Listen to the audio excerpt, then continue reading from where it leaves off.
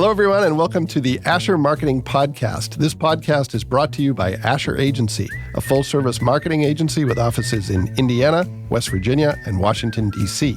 For nearly 50 years, Asher has helped our clients tell their stories, reach customers and prospects, and stand out from the crowd.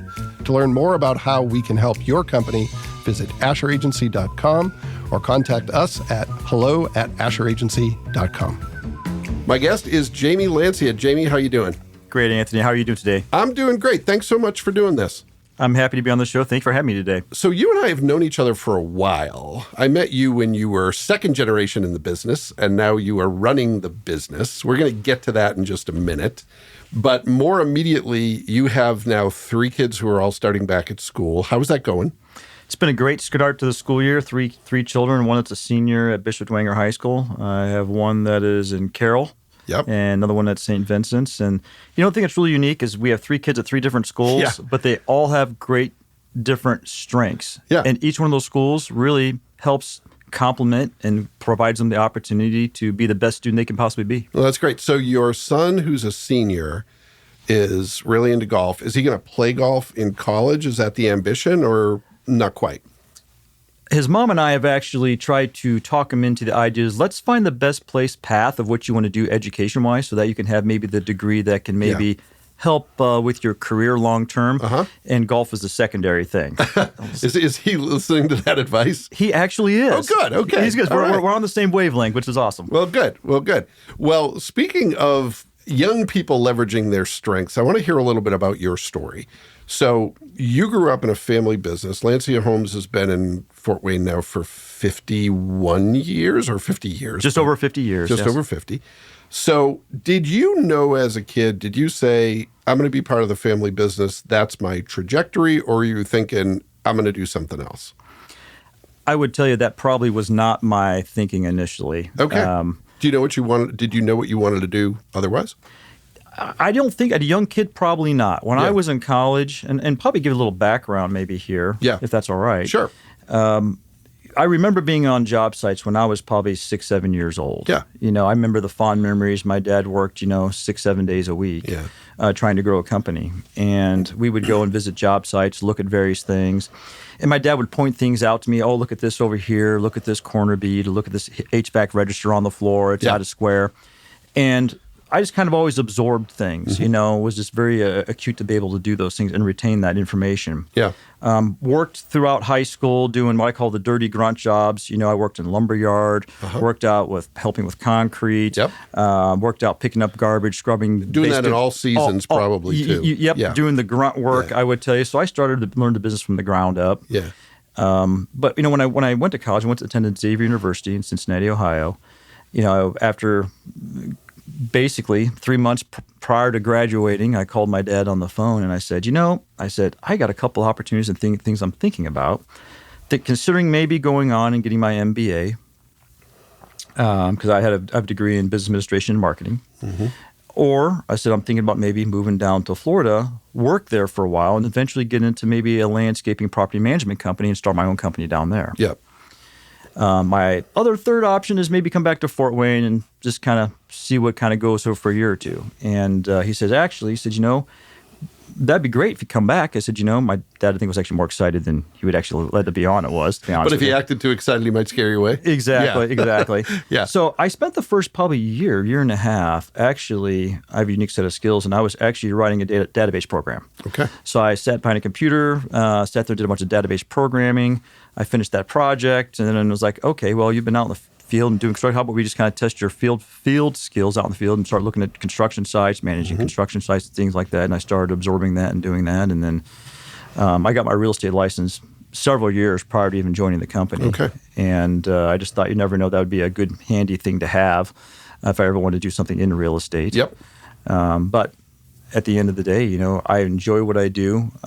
Every single day I come to work, and it just doesn't seem like work to me. Yeah. Well, that's great.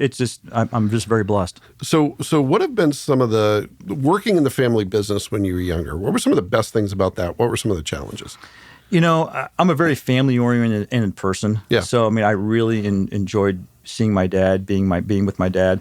And the thing that the culture that my dad created within Lancia Homes is what we still have today, is creating a family-owned business. When one of us hurt, we're all hurt. I mean, when we need to lift someone up, we try to lift each other up. Yeah. So I think creating that family-like atmosphere within the company, and that we have employees that just our most tenured employee just celebrated 39 years. Yeah. And many are well over 20 years, is that I think because we're such a close-knit group, as that we've like a family, I should say, that's something that's invaluable today. And my dad doesn't come to the office, every day anymore, but my employees are like family. They really are. Yeah. Has your dad, and maybe this is a question for him, but has your dad had any challenges letting go and kind of letting you take the lead and not offering too much advice? I think many years ago, I think he probably did. I think in the last probably 15 years, I don't think so. Yeah. I think that he knows I'm pretty detail-oriented. And the thing is I really enjoy is he and I have a great, not only father-child relationship, we have a great friendship. Yeah. And we have a great business relationship. Yeah. And, I think I learned a lot of things, not to be stubborn. You know what I mean? I think I probably tried to be that maybe rebellious kid when I was a little bit younger, like maybe a lot of sons tried to do. But I also learned to say, hey, look at these things that he did. Look at his actions, And one thing I really noticed about my dad is that he just really, his actions would speak louder than words. Yeah. Just how he handled himself in business and how he handles himself today. Well, I would imagine, like a lot of businesses, there's a lot that's changed in home building, the technology, even, the type of employees you're hiring. But there's things that are tried and true. At the end of the day, it's a relationship business. If people don't trust you, they're probably not going to buy a home from you. And that's maybe the best lesson you can get is how do you build relationships? How do you make sure that you're lifting the brand up, a brand that took half a century to build? And how are you having a presence in the community that supports all that? It's a big job. It is. You know what I mean? And I would tell you that, there's always that pressure, you know what I mean, on you, whether or not we're going to support a real producers event in Fort Wayne, to support, our local brokerage firms here locally, or maybe some philanthropic organization. I think, we live and play in Fort Wayne, Indiana, and we like to contribute to local organizations, And we pick multiple different things. A couple of weeks ago, they had the Rolling in Roanoke event. It was a car show event. We were a sponsor out there. Why did we sponsorship? Because the dollars stay in Roanoke. It impacts Northern Indiana families. Yeah. So we love being involved with local organizations that, where the dollars stay here locally. And you've been involved in Habitat for Humanity. It sounds like you've had a pretty big presence there. It might sound obvious to you, but why is that organization important to you? Well, I really understood Habitat, but I didn't understand their full mission. A lot of people just think, well, they're just giving these homes away for free. Yeah. And that's just not the case. So in 2012, we did a home builders blitz. We built a home in 4.5 days. Wow. And we worked 24/7 around the clock. Here in Fort Wayne, Indiana, we built this home in 4.5 days. Wow. And one thing I realized is when I got to understand the organization better, I wanted to join their board. Yeah. And I realized that, they're a hands up, not a hands out organization. And I think their faith-based mission really drew me. So I served on the board for 6 years. And I felt that with our home building side and my background, we were able to bring additional resources to them. And to this day, we build 1 to 2 homes for Habitat for Humanity for a year. And I just love that we're being able to help solve and be a contributing factor in resolving what I call affordable homes in our community. Yeah. I mean, I think a couple of years ago, we had a client that we had a partner family with Habitat for Humanity, and they were telling the story on the home dedication day. And I met them prior to that. But their family lived in a refugee camp for 15 years where a piece of Visqueen was over their head. When you realize that you lived 15 years of your life with your family in a refugee camp and realize we're building this home, that is so meaningful and impact and the power of that and what that means for that next generation, Anthony. So that's just an honor that we're able to do that and to help many families in our community. Well, just be careful when you tell that story that you can build a house in 4.5 days. Some of your customers might hear that and say, hey, can you do that for me? Probably a little bit of a different animal, right? A little different animal, you know what I mean? And I tell you what, we did it because it was a challenge, and we said, let's tackle that challenge. Yeah. I'd prefer not to do it in 4.5 days again. Yeah. So I don't think I got any sleep in 4.5 days. Yeah, I can imagine. So backing up for a second, I think most people who listen to this are going to know the name Lancia Homes pretty well.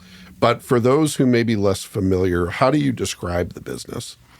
Well, you know, Lancia Homes, we're a full custom home builder that meets a wide variety of prices. You know, we strive to provide exemplary customer service, build a sustainable product. And what sustainable means to Lancia Homes is that we're building a home that is not temporary. It's a home that is built with highest quality products, is going to withstand the elements inside the home. It's going to be energy efficiency, and it's going to be able to be very sturdy and reliable for the long term when you think about a home as it should be. Yep. You know, I see what our competitors do in the marketplace and the level of service that we bring to not only before the customer purchases, but even after the customer moves in their home. And it's really important that we're providing that exemplary customer service. Yep. My last name's on it, Lancia. Mm-hmm. You know, a lot of these home builders that are on our community, they might be good home builders, but their last name's not on the sign. Mm-hmm. And I feel like when I put my last name Lancia, and we're putting that stamp on the sign, it means a lot, not only to me, but to my entire Lancia family team. Yeah, well, and you alluded to earlier the pressure that comes with that, right? It's a brand 50 years in the making. Your family's been involved. How do you deal with that? How do you make sure that the pressure doesn't kind of dominate your days and you're able to make good decisions and not get too overwhelmed? Well, I think as any business owner, you know, you have some days that are challenging and other days that are optimistic. But I think every single day that I get out of my vehicle and walk into thing, my first thing is how can we serve another family? How can we help another family to get inside that home today? Yeah. And I think that's if you wake up every single day and you realize that's what you're trying to do, it doesn't seem like a job. It seems like really something really enjoyable, and it's really an opportunity to meet people. That's the most fascinating thing. Before I came here, I was meeting with a client that's relocating from Elkhart. Mm-hmm. You know what I mean? Just today. I didn't know. They just stopped by the office and I just started talking to them for 20 minutes. Yeah. So I think I've been able to meet people just internationally that are coming and relocating to our beautiful community here in northern Indiana, Fort Wayne, northern Indiana. So, but I would tell you that there's some days that are challenging. I think that happens in any particular position. Yeah. But this doesn't seem like work to me. Well, there's good stress and there's bad stress, right? There's the good stress that comes with, I want to make it better. I want to help. I want to continue to challenge myself and my team. The bad stress is generally going to be people who aren't doing what they're supposed to do or customers who are asking for something that's impossible. We all have that. And all you can control is how do you respond to that. So let's talk a little bit about, since this is, after all, the Asher Marketing Podcast, let's talk a little bit about marketing. You are marketing a product that is very unlike a lot of products that are marketed. It's not a sandwich. It's not something people are going to buy for $10. It's an investment that people are making. One of the biggest, if not the biggest purchases they'll ever make. So it's an easy question to ask, hard question to answer. How do you do that well? What do you think is important in marketing a newly constructed home? Well, I think the first thing is developing the relationship with the client. Yeah. When someone is looking at trying to build the most expensive purchase possibly of their life, in most instances, they need to understand they can trust that company. Yeah. Trust the people they're working with and trust that they're working on behalf for them. Mm-hmm. Every day our staff, one thing we constantly say is we're not here just here. Our customers, we're here to serve our customers at the end of the day. Our clients, you know, we want to do the best we can, and it's not only serving them today, serving them 2 years now and going even 10 years later. We want to be there steadfast to be able to help and support them. Yeah. Sometimes it's just, hey, what was the paint color on my house? I'm trying to repaint my house. Something as simple as that. Or maybe supporting, hey, look, I got a plumbing issue that you're trying to help them work through.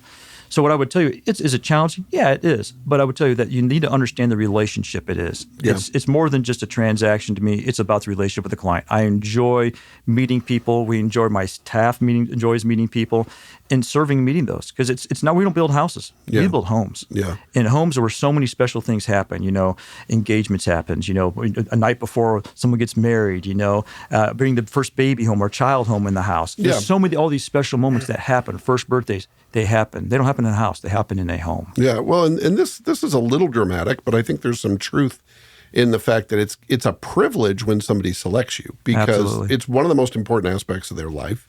They could go other places, but they're saying, we trust you with this asset and we trust you with something that's going to be, you know, in most of the family photos we take. Absolutely. And the thing is about that really is the greatest testament is when someone also refers another client to us. Yeah. And we've had one family we've built 9 homes for, maybe between mom and dad and various children. And that's just an honor. I mean, that's an honor and a privilege that they've selected us and trusted us for so many years with their family.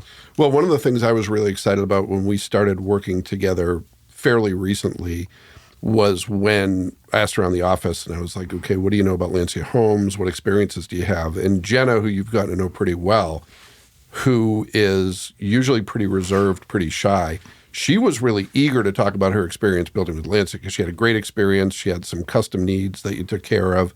And, that told me, I said, okay, this is going to be a good client because they do the right thing. And not that marketing is easy when the client does the right thing, but it's kind of impossible when they don't. So, that reputation, I think, is very much earned over the years. And it's great to hear that philosophy because it's very consistent with what, our employees have seen when they're looking for that service.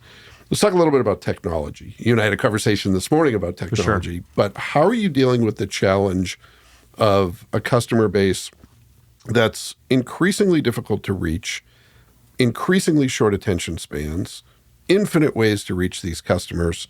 How are you dealing with that? That's a great question. Today, in 2014, we decided to make a major investment into some of our technology that we use for our clients as they're building homes for them. Yeah. We went out and bought a software package called Builder Trend. And Builder Trend was really kind of transformational. It took us probably a good 12 months to really get it fully operational.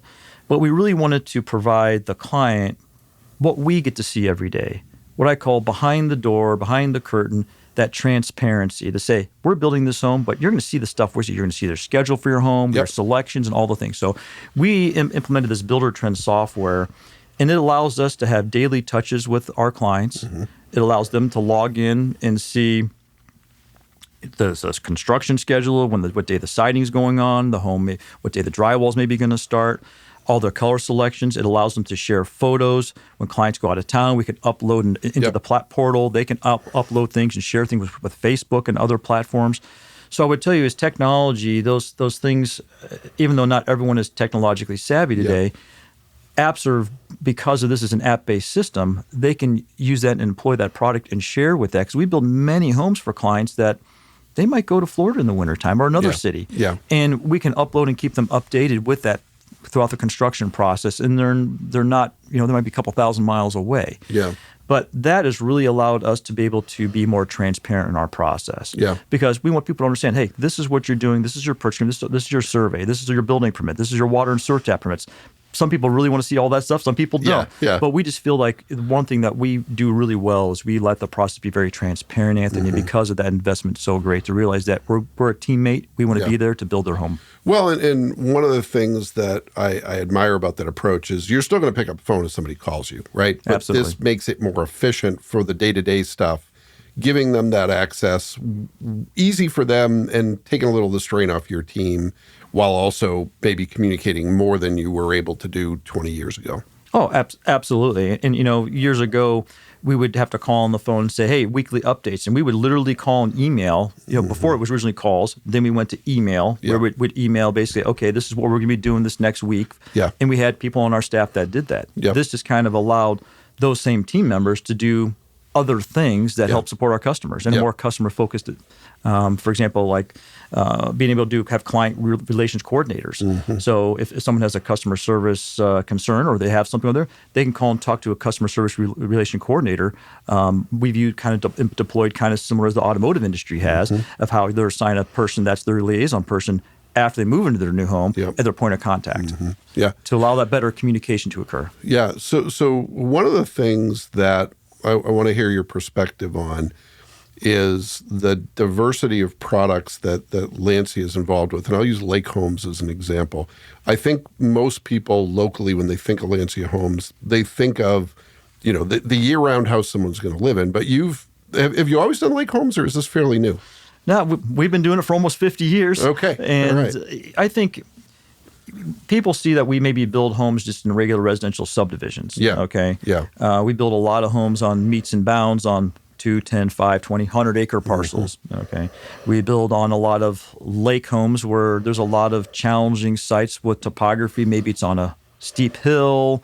Maybe it requires what I call challenging dirt, where we have to do helical piers or pilings. Someone hear these different types of things.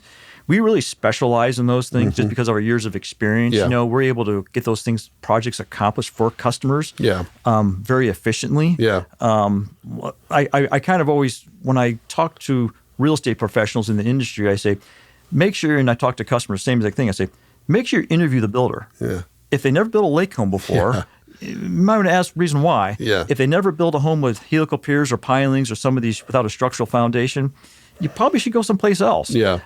Because those things are very, very specific, and you want a good, solid foundation to support your home for the life of the home. Yeah. And you got to make sure you have someone that's trusted, that knows what to do. Well, and experience is hard earned, but really valuable. You and I have talked about, Asher's been in business now for over 50 years, and that's mainly upside, but there's some challenges that come with it. But one of the great things about your business and about ours is generally whatever challenge comes your way, there's someone in the building who's dealt with it before and who's going to at least have a path to resolving it. And while there's always curveballs you're going to get thrown, having that experience is invaluable to getting customers what they need, even if it's big house on a small lot, even if it's, all the issues you could have. So we try to get out the lot stretcher when the lot's too small. Try to stretch a little bit, but I've yet to figure that one out. All right, though. so what I'm taking away from this is you can build a house in 4.5 days and you have a lot stretcher. Okay, so those are the two key takeaways from this podcast. Okay, I want to pivot to a few quick hit questions. You've learned a lot in your career, both by observation, watching your dad do it, doing it yourself.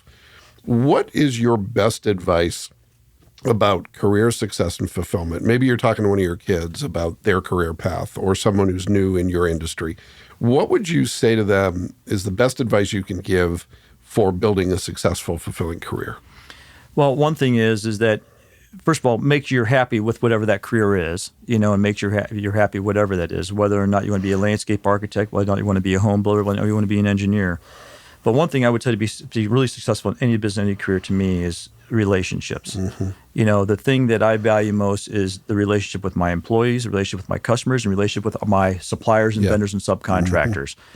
It's not a number to me. It's not at all. It's about that relationship with them. And I enjoy having a relationship with my suppliers and vendors, because when there's a problem, they're there. We're in it together to work together to resolve that matter. Yeah. And we celebrate the good times, and we have some challenging problems that happen, because that happens in every industry. Yeah. But I would tell you, developing the relationship with all three people is really, really important, I think, in any industry. Well, and I'm really impressed by the fact you include vendors and suppliers in that. A lot of people will talk about relationship with customers. I think that's pretty obvious. What's less obvious is the degree to which that relationship, even if you're paying them, how it's got to be mutually beneficial and they've got to be part of the team. One thing I think we've learned along the way is that, that separates us from our competitors in the marketplace is how we pay. We pay typically within 7 to 10 days upon receipt of an invoice from our subs and our suppliers. That's unheard of in our industry, in the construction industry. So, by doing so, one thing that happened is that, are they going to take care of us and our clients? Absolutely. I'm taking care of them. Yeah. Some of this is not rocket science. Treat people well, they're more likely to treat you well, right? And when times get interesting, when times get a little slower in a lot of industries, people call and try to say, I want to work for this company over here. And it's like, hey, we're taking care of the people that have taken care of us for so many years, and they've also taken care of our clients. Yep. Okay. Pretty simple, but good advice. Second quick hit question. What is a myth or misconception about the work you do? Could be about home building, could be about Lancia, could be about running a business, could be about being in a family business. What's a myth or misconception that you want to debunk, or something that's not well enough understood? Well, Anthony, that's a great question. So if you probably asked two of my kids, my one son has worked for me for 3 summers, but if you ask two of my kids, they think all I do around is sit around my office every single day and play on a computer. That's far from that. I will tell you that, one of the myths or defunks is that, you have to be able to work hard. I mean, this is not an easy business. It's not an easy industry. You have to understand with any organization, you have to have good quality people. You have to be able to depend on good quality people because you can't be everywhere. And you have to trust that, your training and your philosophy and your company's practices are going that way. It's never too late to do the right thing when someone makes a mistake either. And when you have a mistake, you own it. Yeah. You know what I mean? So I will tell you that it's never too late to do that in any organization. I think that I touch multiple things because we have multiple companies. We don't only just build homes. We build, townhomes and multifamily and office buildings and commercial stuff. But I would tell you that, I'm one day I'll be dealing a lot of things on the land developing side. Some days I'll be dealing with a lot of aspects, maybe building code and something like that. Typically every Thursday morning, I like to meet with my office management staff to kind of see what's going on over there. So we have planned meetings, but I will tell you is that when I'm in the office, which is almost every day, I will tell you I interact with every employee. I like to touch every employee, interact with every employee every day. Yeah. Hey, how you doing? How things going? You can judge someone because it's not just passing. It's because I legitimately care. Yeah. Well, and I'm going to ask you a question. I didn't plan to ask you this, but you just sparked something. So when we recently started working together again, one of the things you made pretty clear is that you're not a big virtual meetings person. Talk to me about that. That's become real common in today's environment. But, for a quick call, you don't mind getting on the phone, you don't mind doing it. But for more substantive meetings, you want to meet face-to-face. It might seem obvious to you, but why is that important to you? So before I came here, I was meeting with a real estate broker that brought a client into our office. I wasn't planning on it. They just came and said, do I have 10 or 15 minutes? I'm spending a half an hour. And I just loved it. I love meeting new people. Yeah. But I was getting ready to walk across the hall, and there was a gentleman sitting in a chair. And as he was sitting in the chair there, I could see that he looked very antsy. You know what I'm saying? I may not have noticed that on a Zoom call. When I meet someone face-to-face, and I had that what I call personal interaction with them, I can accomplish more. Yep. I can get down to business, and I can read their body language and read the room instantly. And that's years of experience of telling me that.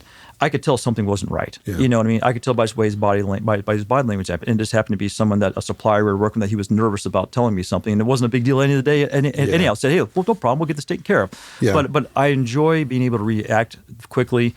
I feel like I can see if someone has a pause. They may not say it on virtual, but they might be kind of put their head down and kind of like think about it, and then I can look and say, well, hey, Jenna, what are you thinking about? Something's like puzzling you over there. Yeah. Well, I think it's one of the big lessons out of the pandemic is we learned. I'm not even sure what we learned. We just learned that there's something about face-to-face that can't easily be replicated through any other form of communication. And again, I think sometimes I'm guilty of this, sometimes myself. The convenience of other communication forms takes precedence when it's really worth, in our case, to get to your office is 20 minutes on a bad day? Right. It's well worth that investment to be able to have all those cues and to build the relationship. Well, I just think sometimes people will say things when they're in person that they would maybe not say online. I've just seen it because I can't tell me Zoom calls or virtual meetings I've been on where there's maybe 20 people in that meeting and 3 people do all the talking and they just domineer. And then if someone's over there, if whoever's running that meeting can go, hey, I noticed you didn't say anything. You were kind of quiet today. Why didn't you say something? Yeah. And so it allows that interaction for that person to kind of halt and let them speak. Yeah. So the message to your kids is Dad's not just goofing around on the computer all day. He's actually working. All right, good. That's what I do every day. Yeah. That's for sure. All right. One last question for you. Sure. What is a tool, or it could be a hack or a tip or a trick, something that you use that helps you be more productive, more effective in your work, something that you think is worth mentioning? It could be analog, can be digital, doesn't matter. Geez, I can't think of anything really technology related. I'll be 100% honest with you here. One thing that I really like to do, and this is probably something I have found here not only recently, but over many years, I like to continue to educate myself. And I will tell you that education occurs at work, at home, just life. And I would tell you, as being a lifelong learner, I feel like I'm continually wanting to learn new things. Obviously, continue to learn new things from my industry, but I just like to continue to learn new things. And I think when you approach life as being a lifelong learner, it opens up the possibilities for so many different things and dialogues.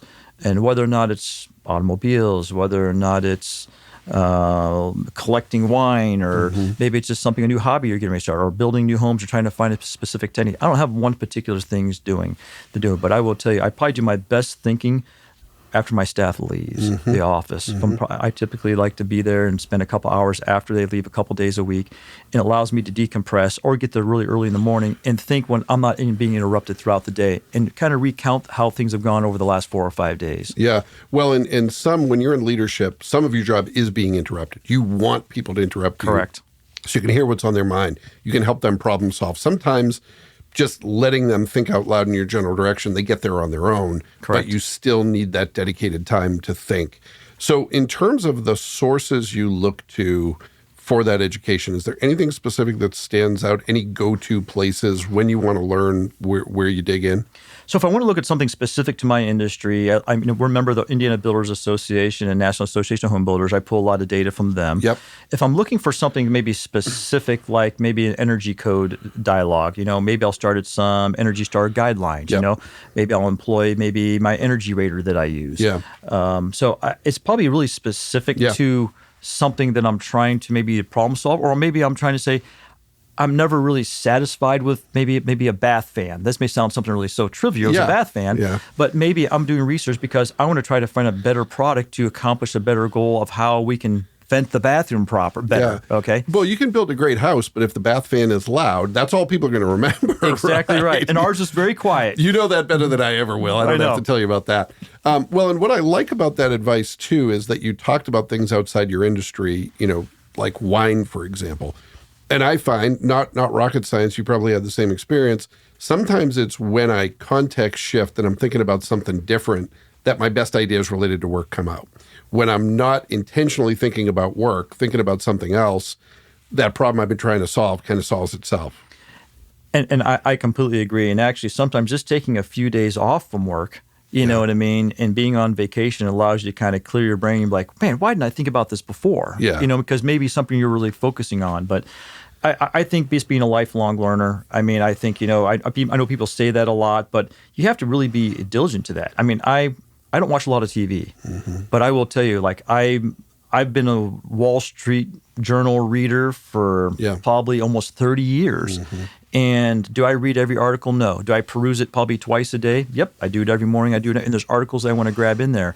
Some things are specifically to just general business operations about something, maybe about a particular industry. For example, they had something today about Home Depot in there. They're a home improvement company, but I was like, okay, well, why did they miss earnings? What segment is getting soft? You know what I mean? Is that something there that I need to look at? And what price point was soft? What were people not buying here? Yeah. So I like to learn that so I can understand like where trends are going, because sometimes I lean on the Wall Street Journal, and I like that publication because I feel like it's giving me overall business as a total country and worldwide. Yeah. So that's probably my number one publication I go to. Yeah. So the key thing there is continue to be curious, continue to be open to new information.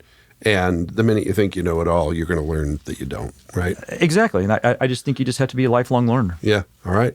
Well, Jamie, thank you so much for doing this. I really appreciate the opportunity to hear more of your story.